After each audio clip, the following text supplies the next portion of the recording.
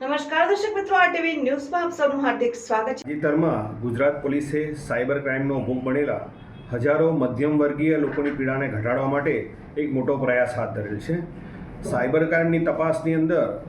અગાઉ લોક થઈ ગયેલા 28,000 જેટલા બેંક ખાતાઓ સાયબર ક્રાઇમ પોલીસે અનફ્રીઝ કરેલા છે, જેને કારણે પીડિતોના ભોગ બનેલા છે તે લોકોને ખૂબ જ મોટી રાહત થયેલી છે। તાજેતરમાં જે પ્રમાણે જોઈએ તે પ્રમાણે ગુજરાત પોલીસ દ્વારા રિફંડની રકમ અને હોલ્ડ પર મૂકવામાં આવેલી રકમમાં ખૂબ જ પ્રયાસ કરવામાં આવેલો છે, જેમાં આપણે જોઈએ તો 2024માં રિફંડ કરાયેલી રકમની ટકાવારી 46.42% જેટલી થઈ ગયેલી છે અને 2024ની અંદર રિફંડ કરાયેલી રકમ 53.54 કરોડ જેટલી છે। નવી પોલિસી એ પણ જાહેર કરવામાં આવેલી છે કે અગાઉ સાયબર ક્રાઇમનો ભોગ બનેલા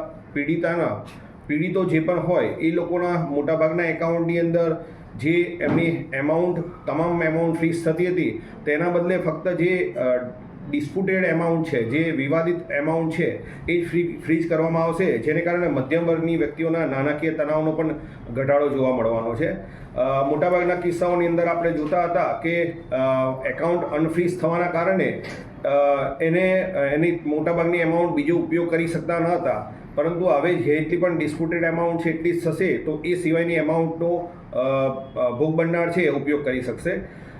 અગાઉ તમામને આ મીડિયાના માધ્યમથી આપ સર્વેને અને તમામ નાગરિકોને પણ વિનંતી કરીએ છીએ કે જેના એકાઉન્ટ ભૂલથી ફ્રીઝ થઈ ગયેલા હોય તે એકાઉન્ટ જેના કોઈ ધ્યાન પર આવે તો તે તરત જ સાયબર ક્રાઇમ પોલીસ સ્ટેશનનો સંપર્ક કરે અને ભૂલથી થઈ ગયેલા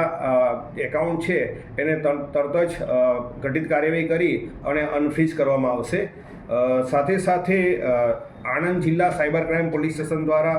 આ પ્રકારની નવતર પ્રયોગ હાથ ધરી અને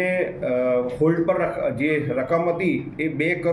2,74,86,180 હતી, તે પૈકીની 2,13,20,606 રૂપિયા જેટલી મોટાભાગની એમાઉન્ટ અરજદારોને પરત કરવામાં આવેલી છે। સાથે સાથે સાયબર ક્રાઇમનો ભોગ ન બને તે માટે પોલીસ અધિક્ષક શ્રી જસાણી સાહેબની સૂચના અને માર્ગદર્શન હેઠળ